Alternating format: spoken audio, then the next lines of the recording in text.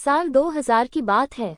खाली जमीन पर कुछ नए फ्लैट्स बने थे जिनमें 2 ब्लॉक थे और हर ब्लॉक में 8 फ्लैट्स थे जिनमें शिवम और मिस्टर माथुर अपने अपने परिवारों के साथ रहने आए थे। दोनों एक दूसरे को जानते तो नहीं थे, लेकिन एक साथ रहने आए थे तो जल्दी जान पहचान हो गई थी। शिवम का फ्लैट ए ब्लॉक में था और मिस्टर माथुर का फ्लैट नंबर 13 बी ब्लॉक में था। माथुर, जगह और घर दोनों बहुत अच्छे हैं।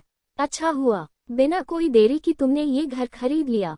शिवम, घर तो लेना ही था, ये सही लगा तो ले लिया। चलो मैं थोड़ी देर पार्क में घूम कर आता हूँ। शिवम पार्क चला जाता है, जहाँ उसकी मुलाकात मिस्टर माथुर से होती है। शिवम, अरे मिस्टर माथुर, क्या हाल है आपके, और घर में सब कैसे है?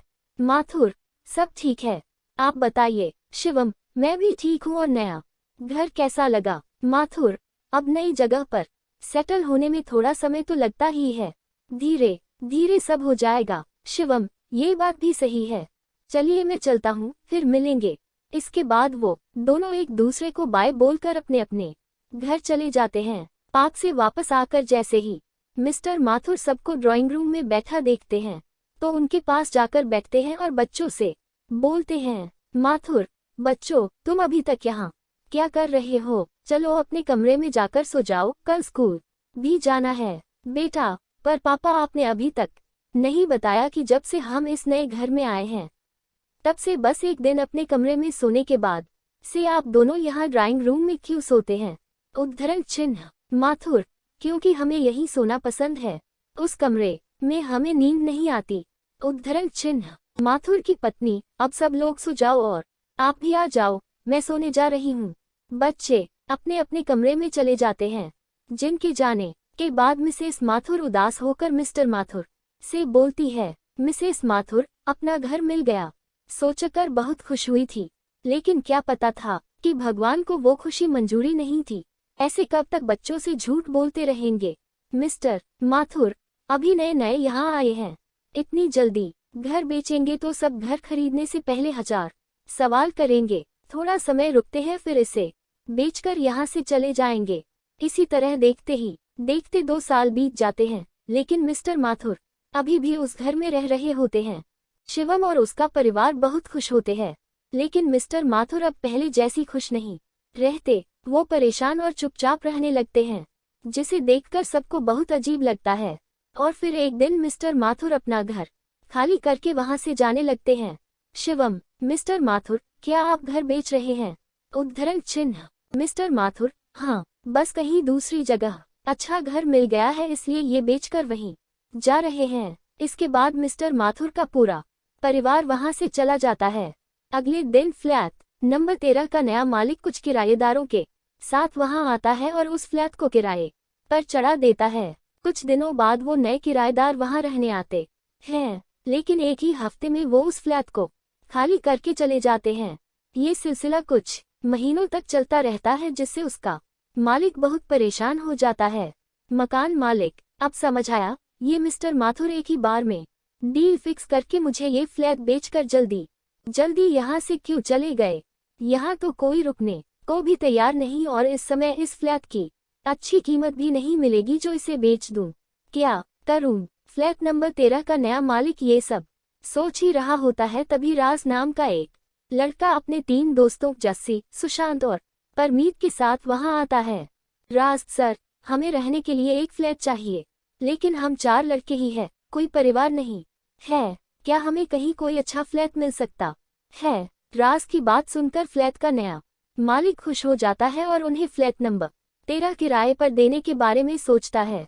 मकान मालिक, फ्लैट तो है, सोसाइटी भी अच्छी है और लोग भी, किराया भी कम देना पड़ेगा, लेकिन एक शर्त है। राज, कैसी शर्त? मकान मालिक, तुम्हें पूरे 1 साल का डिपॉजिट एडवांस देना होगा, और अगर 1 साल से पहले घर खाली किया तो भी वो डिपॉजिट वापस नहीं होगा। अकेले लड़कों को कोई सोसाइटी आसानी से रखने को तैयार नहीं होती। मैं तुम लोगों को वहां अपनी जिम्मेदारी पर रहने की इजाजत दिलवाऊंगा, इसलिए इतना तो करना पड़ेगा।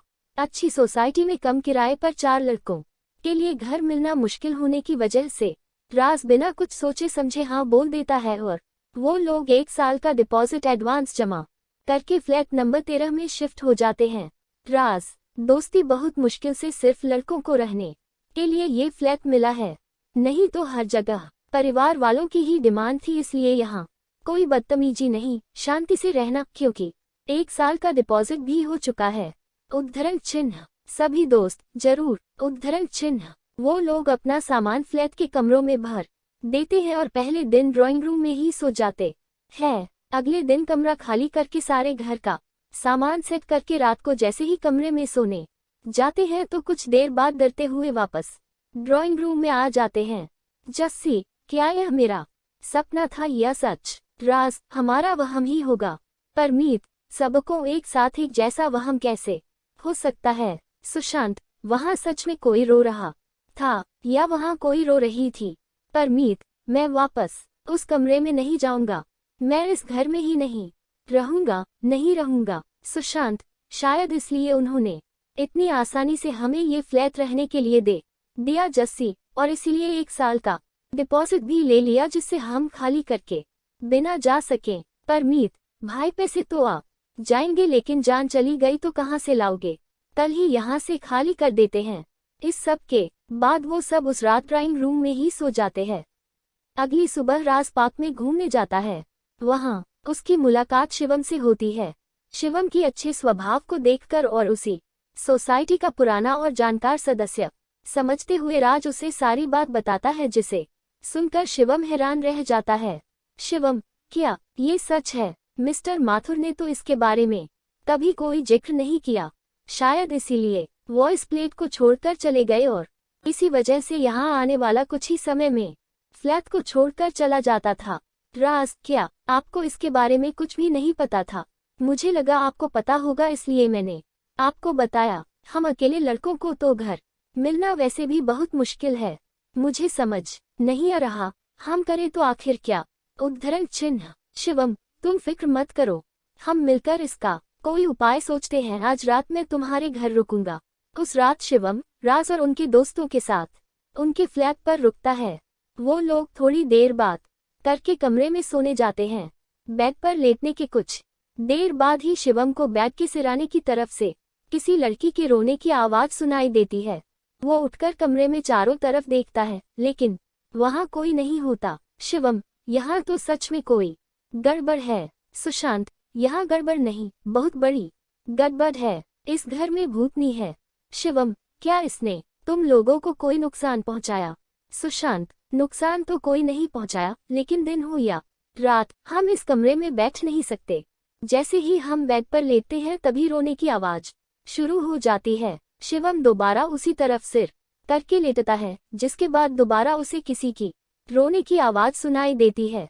वो ऐसा कई बार करके देखता है, बार बार उसे वही रोने की आवाज सुनाई देती है, लेकिन पता करने पर वहाँ कुछ नहीं मिलता। शिवम, लगता है ये भूत हिंसक नहीं है, इसलिए मेरे बार बार परेशान करने पर भी इसने मुझ पर हमला नहीं किया। सुशांत, हिंसक हो या नहीं, हमें इससे परेशानी तो हो ही रही है। उद्धरण चिन्ह, शिवम, चलो आज फिर ड्राइंग रूम में ही सोते हैं, आज इसका इलाज ढूंढते हैं। अगली सुबह शिवम फ्लैट बनाने वाले बिल्डर के पास जाता है और उसे सारी बात बताता है, जिसे सुनकर बिल्डर शिवम से माफी मांगते हुए उसी फ्लैट नंबर 13 का सच बताता है। बिल्डर, जब मैं वहाँ फ्लैट बना रहा था उस वक्त एक छोटी लड़की अपनी मम्मी के साथ कंस्ट्रक्शन साइट पर काम करने आती थी। एक दिन जब हम फ्लैट नंबर 13 के मास्टर बेडरूम में काम कर रहे थे, तभी ना जाने कैसे उसके नीचे दबकर उसकी लड़की की मृत्यु हो गई। उस समय ऐसा कुछ नहीं लगा, इसलिए कुछ दिनों बाद फिर काम शुरू हो गया। शायद उस लड़की की आत्मा है जो रोती है। बिल्डर की बात सुनकर शिवम फ्लैट नंबर 13 में वापस आता है और बेडरूम में जाकर बोलने लगता है, शिवम, बच्चे, मुझे तुम्हारे बारे में जानकर बहुत बुरा लगा, लेकिन क्या तुम इस फ्लैट को छोड़कर जा सकती हो? शिवम की ये बोलते ही रोने की आवाज तेज होने लगती है। शिवम, अच्छा अच्छा ठीक है, रोना बंद करो, हम आराम से बात करते हैं। अपनी हर बात के बाद रोने की आवाज शांत होती है और शिवम दोबारा बच्ची के भूत से पूछता है कि क्या वो इस घर को छोड़कर कहीं और जाएगी या नहीं। इस पर भूतनी खून से दीवार पर नहीं लिख देती है, जिसे देखकर राज बहुत घबरा जाता है। शिवम, नहीं, ये तो यहाँ से जाने को भी तैयार नहीं है। हम क्या करेंगे? शिवम, क्या तुम इन लोगों को कुछ नुकसान पहुंचाओगी? क्या वो लोग जब यहाँ सोने आएंगे तो तुम रोना बंद कर सकती हो? बार बार एक ही नहीं कि जवाब से शिवम उलझन में पड़ जाता है। उसे समझ नहीं आता कि वो क्या करे क्या नहीं। कुछ देर सोचने के बाद उसके दिमाग में एक योजना आती है और वो राज से बोलता है, शिवम, ये तुम्हें कोई नुकसान नहीं पहुंचाएगी। अगर तुम लोग इसके साथ ही इस फ्लैट में रह सकते हो तो मेरे पास एक आइडिया है, अगर नहीं तो कोई दूसरा घर ढूंढ लो। उद्धरण चिन्ह। राज, अगर ये हमें नुकसान नहीं पहुंचाएगी तो ठीक है, हम यहाँ रहने के लिए तैयार है। और हम सोएंगे कहाँ? शिवम, दूसरे कमरे का सामान इस कमरे में भरकर इसे स्टोर रूम बना दो और तुम सब दूसरे कमरे का इस्तेमाल करो। दोबारा इस कमरे में तभी आना जब बहुत जरूरी हो, नहीं तो इसे हमेशा बंद ही रखना। उद्धरण चिन्ह। शिवम की बात पर सोच विचार करके चारों दोस्त उसी फ्लैट में रुकने का फैसला करते हैं, जिसके बाद वो बेडरूम को स्टोर रूम बना देते हैं और सुकून से घर में रहने लगते हैं। धीरे धीरे वो लोग उस भूत को भी घर का हिस्सा बना लेते हैं। वो सब अपने हर खुशी में उसके लिए कमरे में खाना रखने लगते हैं और उससे बातें करने लगते हैं, जिसका जवाब बच्ची का भूत दीवार पर लिख कर देती है। इस तरह धीरे धीरे हर रात बच्ची की रोने की आवाजें भी कम होने लगती है और वो सब मिलकर उसी फ्लैट में रहने लगते हैं।